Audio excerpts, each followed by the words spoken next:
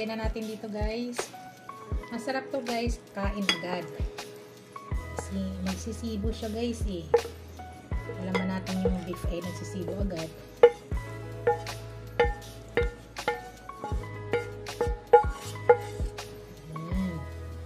So ito na yung aking bistik guys. Hello guys! Welcome back to my channel, Bake Cuisine!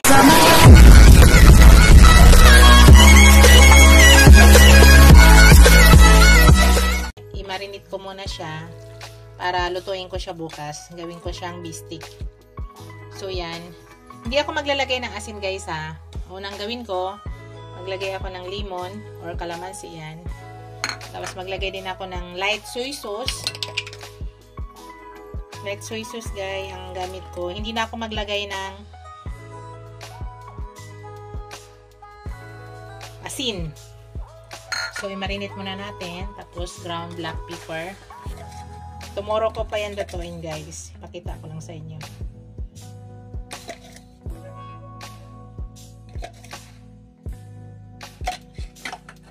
Malinis pa yung kamay ko guys ha.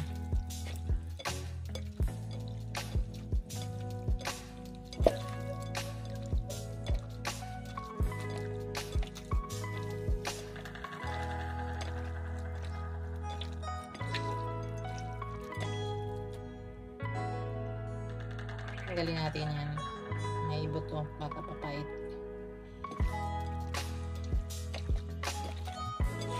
Lagyan ko pa ng ground black pepper guys. Kulang yan.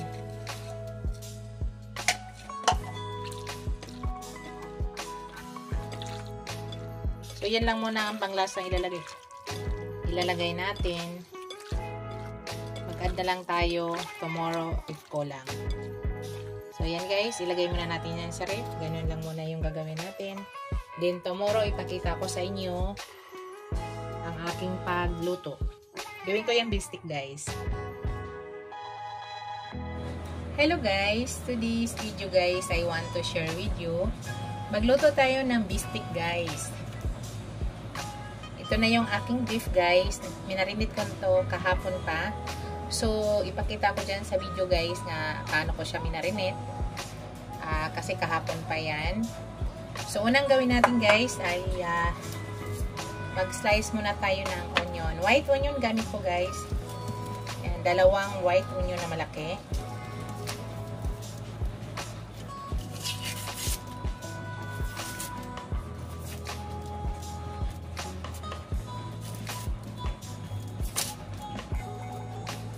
Kumusta kayo guys?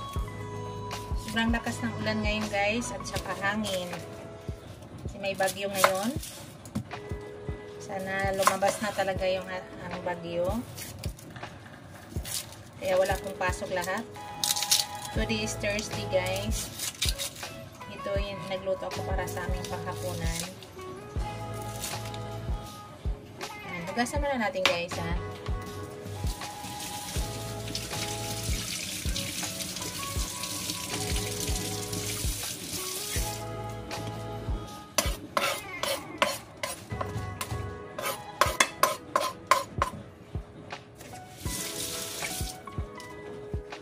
Ang pag-slice dito guys, ganun lang ginagawa ko. Kita ba? Okay lang. I-adjust ko yung camera guys.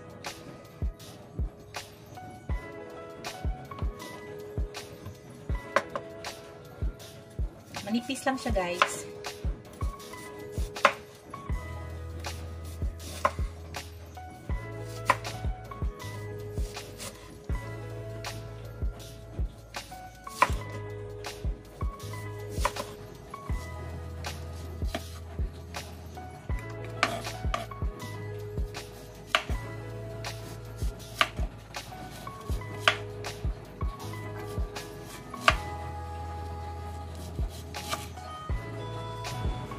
Start na tayo guys. Unang gawin ko guys, maglagay ako ng konting oil. Olive oil ang gamit ko guys. Pero nasa inyo kung ano po yung gusto nyong ilalagay.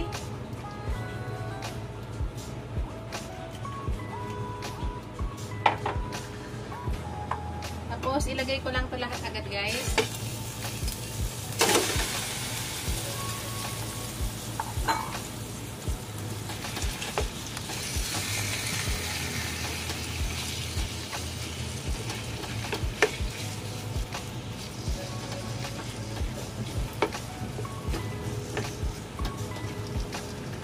Pa-strips lang yung pag-slice ko nito guys. Pa-strips lang.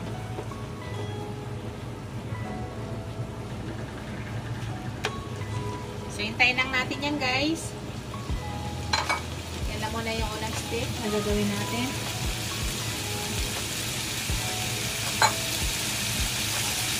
Ingat po kayo lahat guys ha.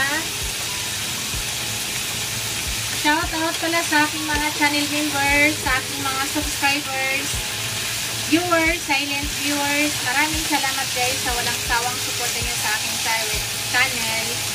Maraming salamat din sa aking mga subscribers. Thank you guys. Today is Thursday. Maulan na Thursday sa ating lahat. Ingat po tayo lahat guys. Yan lang muna unang step na gagawin natin. Hintay lang muna natin yan guys.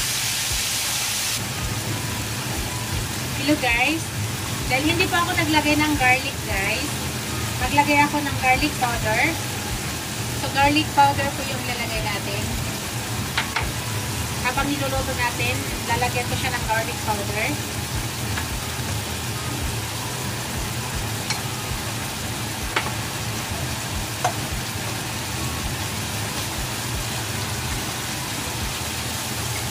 Para lumabas yung amoy ng aroma ng garlic.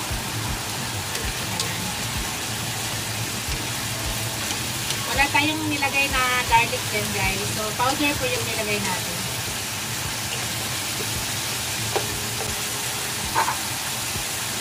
Yung part ng baka yan guys is malambot ha. Malambot po yung part ng baka na yan. So takpan lang muna natin guys habang hinihintay natin. At pahinaan lang ng konting apoy. Huwag masyado malakas. Hintayin lang po na muna natin yan guys.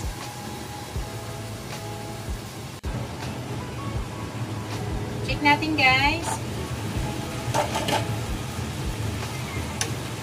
Gusto kasi namin sa beef ay malambot. So ngayon guys, maglagay ako ng konting water para sa pagpalambot sa kanya. Ganyan po ako guys ha. Yan po yung style ko. Hindi po ako nagda-direct. Dalay namin ng matigas. Gusto namin tender. Sa ngayon, takpan muna natin guys. At wait po natin hanggang lumambot yung ating beef. Kasi ayaw ng aking anak na matigas at makunat. Ayaw ng aking anak. Check natin guys. Yan. Maglagay ako guys ng ano ha, ng sabor. It's up to you guys. Kung gusto niyo maglagay, sa akin gusto ko lang maglagay. Para maiba. Iba yung lasa.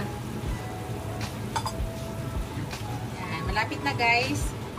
Nasasabi ko sa inyo, ayaw ng aking Unica Iha na matigas. Gusto niya tender yung meat. Mahina lang apoy guys. Pero itong beef na to guys ay malambot na siya. Pero gusto talaga ng aking anak ay malambot. Kasi naka-brace po yung aking anak. Kaya bawal po talaga kumain ng matigas guys. Malambot talaga yung gusto. So wait lang natin guys. Takpan lang muna ulit natin. Palambutin pa natin. Hello guys. Mag-add ako ng ano ha, ng garlic powder at saka ground black pepper. Mag-add na ako guys ng ground black pepper at saka garlic. Sa pag-marinate natin, naglagay na tayo ng ground black pepper dyan. Pero maglagay ulit ako ngayon. Naglagay tayo ng tubig, kaya nagdala natin ng lasa. Tapos maglagay ako ng powder.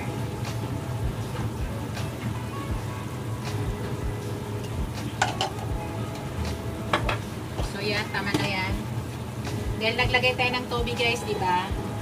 So yung timpla natin kanina ay walang tubig yon. So, malamang nagkulang siya ng ingredients. So, yan. Malapit na yan guys. Malambot na yung meat. Yan yung gusto namin. Tikman natin guys yung meat. Kasi ayaw talaga ng aking Unica Iha dahil susumbo guys ha. Yan. Naka-brace kasi yun. Tikman natin guys yung meat. ko siya, guys.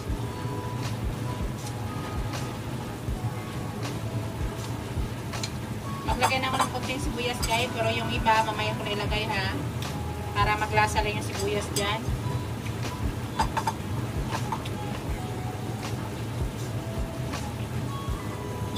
Yung ibang sibuyas ay mamaya na natin ilagay. Yan lang muna ilagay natin.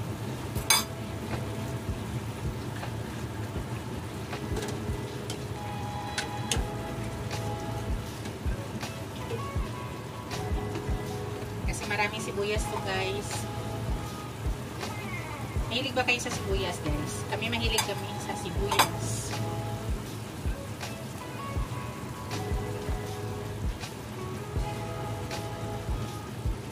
Takpan lang muna natin ulit, guys. Mamaya na siya ulit. So, mahina lang apoy niyan, guys, ha? So, guys, check natin, guys. Lagay na natin yung natirang onion.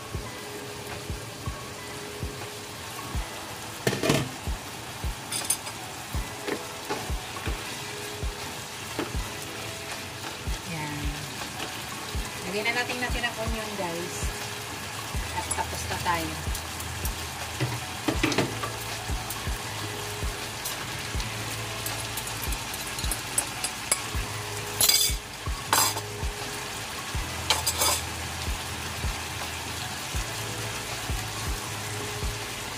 So, ilan natin bahagyan yung onion. Tapos na.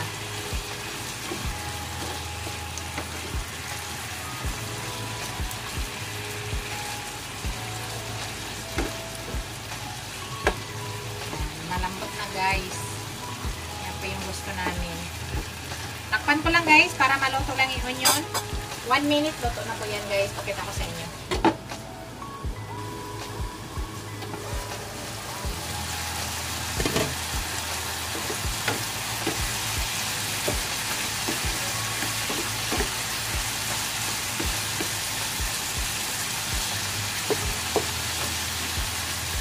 Okay na yan, guys. Luto na po yan.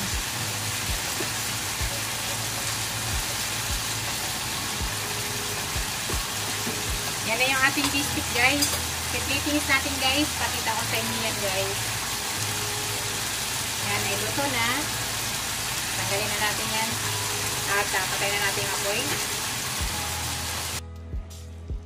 Yan, guys. Ilagay na natin dito, guys. Masarap to, guys. Kain agad. Kasi magsisibo siya, guys, eh. Alam na natin yung beef ay nagsisibo agad.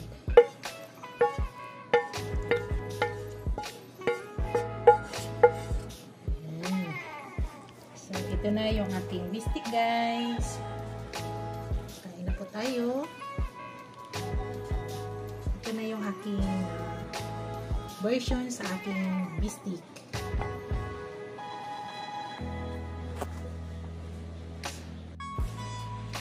Yan na yung aking finished product, guys. Thank you for watching, guys. Don't forget to like, comment, share, and subscribe to my channel. See you in my next video, guys. God bless us. So, ingat po lahat.